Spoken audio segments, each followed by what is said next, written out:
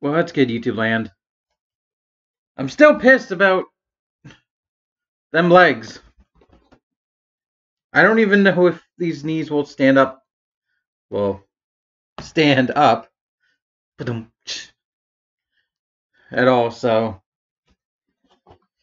But I do have another one, because if you gotta have a baby face to balance it out, who else will the heel fight?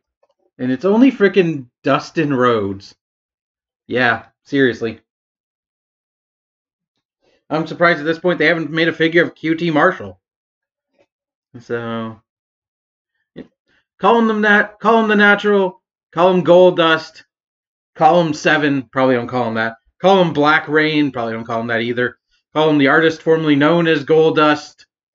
Whatever you want to call him, he is an absolute legend. And it's amazing that he can still compete at this point in his life.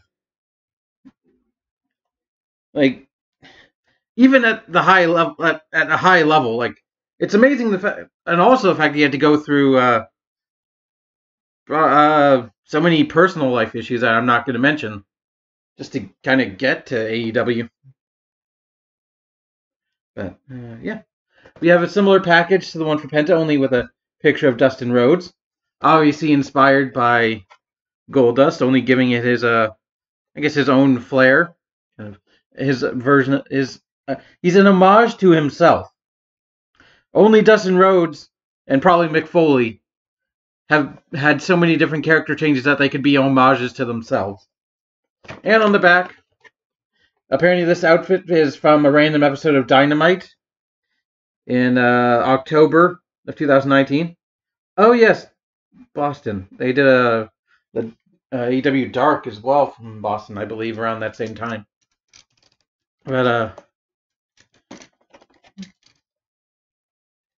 I don't think I've ever, honestly, besides AEW, never really paid, like, honestly, too much attention to Dustin, which I don't mean as an insult to him. It's just I've never really Goldust never really hooked me.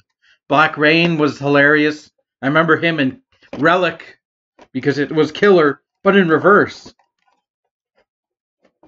And like, I think Goldust's biggest moment to me, honestly, was what was the pay-per-view? It was All In, or one of the first ones. It was Cody versus Dustin. After the match, Cody's promo on Dustin, like, I remember watching that on Twitter afterwards and like being a bit, like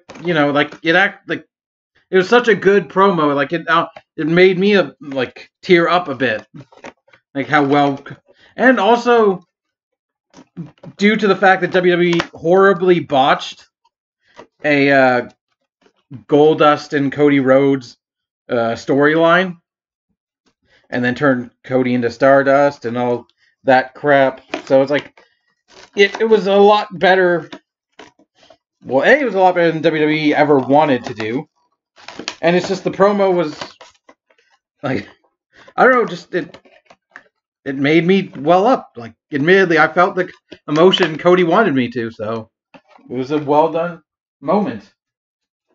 Despite the fact that Goldust or Dustin was probably close to bleeding to death, I imagine, or at least he lost quite a bit of blood.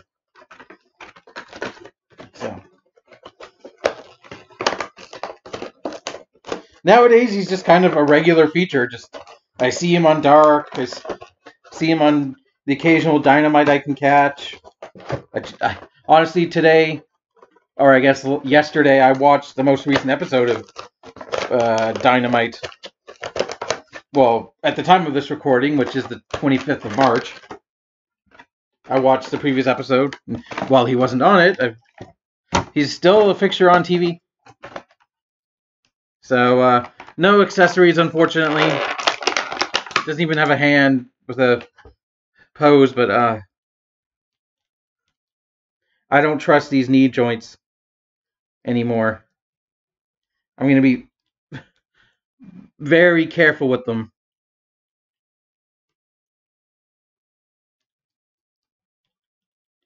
Okay. All right. So here's a shot of Dustin Rhodes. I'd still argue this is probably better than like a lot of WWE's first attempts. Considering this is AEW's first action figures, what is even who manufacturer? Jazzware? Jazzwares. Yep, made by Jazzwares. I don't know. I don't know if Jazzwares has done action figures before, but if they haven't, this, at least with the facial technology, it seems a lot better than a lot of WWE stuff. Hey, just like AEW, I'll take any chance to slag off WWE.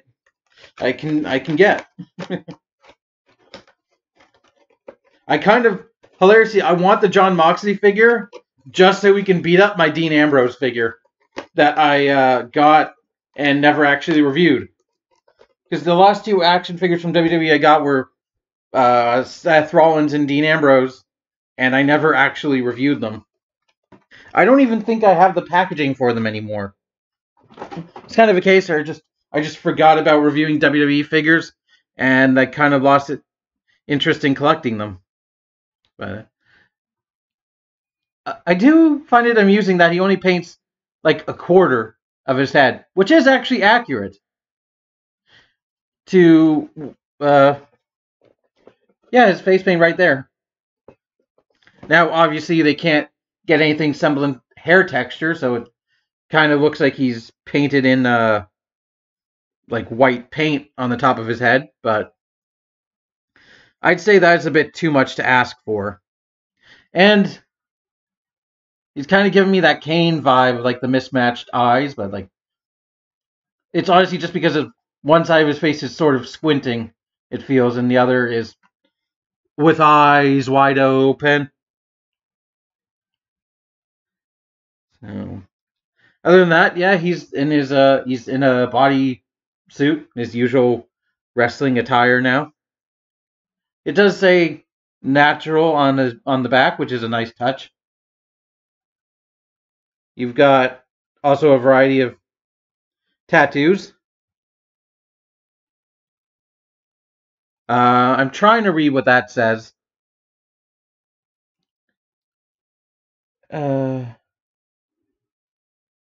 Perseverance. Okay, it says perseverance, which makes sense for Dustin. We can look at the tattoos on the side. I don't know what any of them mean, at least to Dustin. So there's some skulls I see. We'll look at the inside of the arm. On the other,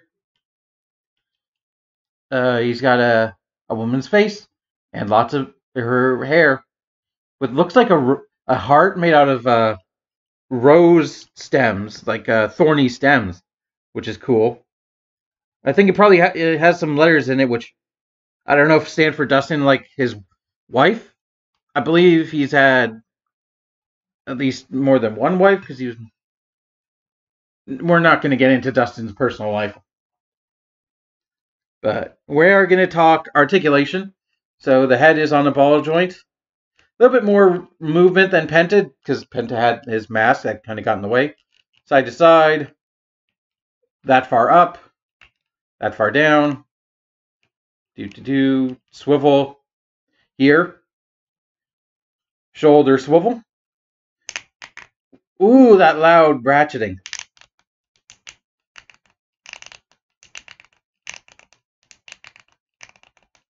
Love me that. Bicep swivel. Double jointed elbow. I'm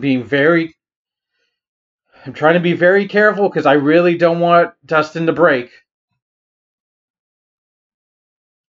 But double jointed elbow. Wrist hinge with a swivel.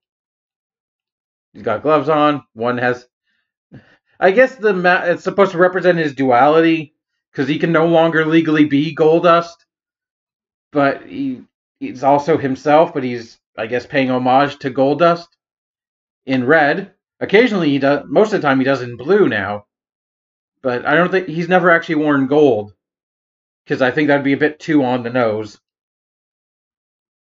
You've got the double waist joint, so you've got a ball joint at the top and a ball joint at the bottom, which can pop off. Thankfully, hopefully not break. But the bottom one is a bit too stiff for me right now. I guess I just have to kind of massage it to... I don't know. It's just... Yeah, I don't like that. Ah! Don't like that sound. But hips... he's not as flexible as Pentagon, unfortunately. And yeah, he's got a bit of a bigger butt. So it can only go about that far. I feel like I'm going to break it if I go any farther than that.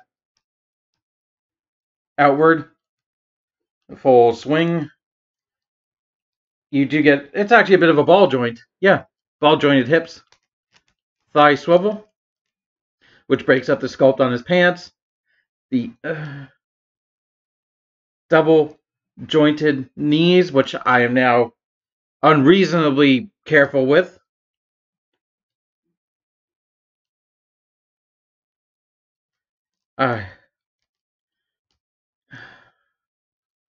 You got a boot swivel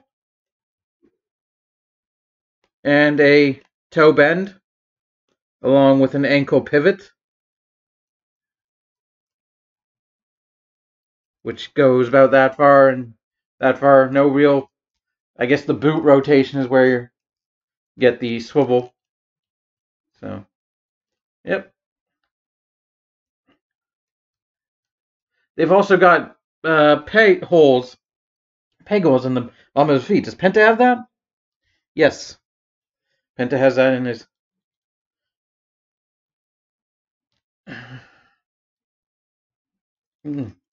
I really don't want to bend Penta's upper knee joints from now on, because they're not going to come out because they're glued.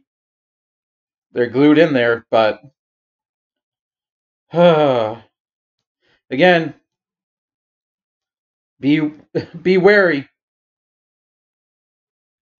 when you decide to buy Penta. Dustin's have yet to break. They also, I guess, are faux ratcheted. And I'm, as I said, unreasonably careful. So I guess that's everything about Dustin Rhodes. I've never had a Goldust figure, so this is my first one, even though he's not Goldust, but he totally is Goldust. Just without any of the androgyny, which kind of disappeared a long time ago, even for the proper Goldust character. Because frankly, that kind of thing wouldn't fly today. With cancel culture at its maximum, Goldust could never get away with being Goldust nowadays. So, I don't know. I'm probably going to keep collecting this line. Penta's, honestly, as much as they feel like a turnoff, I'm willing to risk it.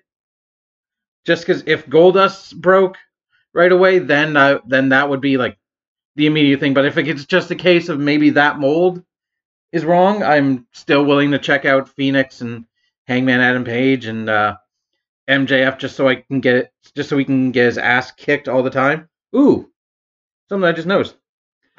There's another Goldust reference for you. The old school Hollywood camera, along with the natural on the back of his boots. Oh, and he's got that's a nice touch. He's got a Texas bull head to mark his roots. Although, aren't the Rhodes or Runnels family from Georgia? I don't know. Maybe he was born in Texas. I don't know. But I can easily look it up. So thank you for watching. I hope you have enjoyed. And I hope if I go back to Wave 1 and the rest of Wave 2, that I won't have any more knee problems. You know, my knees sometimes feel exactly the same way this figure's knees must have felt. So, until next time, I would love, this is a random thought I'm going to throw out there, if I could actually get away with it, I would love to do like a live stream occasionally or once a week of watching AEW Dark and maybe AEW Dark Elevation, just because they're free on YouTube and I can watch them whenever I want and we can chat over them, make fun of stuff. I'm still not used to hearing the Big Show, Paul White, on commentary. It still doesn't seem right. Especially when I compare it to Excalibur and Taz. But, yeah. Keep it weird. Bye.